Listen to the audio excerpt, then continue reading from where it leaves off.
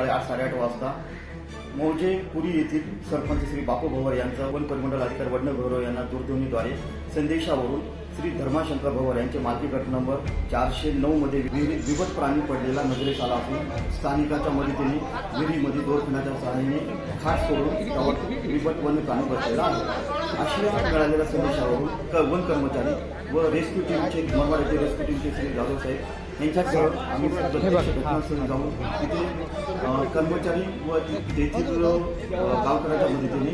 विहिरीमध्ये पिंजरा सोडला आणि त्या पिंजरामध्ये बिबट प्राणी त्याला वर काढून नंतर तो रेस्क्यू टीमच्या सहाय्याने इथे चांदोडे येथे आणण्यात आलेला आहे। तरी इथून नंतर तो त्याच्या मूळ आदिवासामध्ये त्याला सोडण्यात येईल।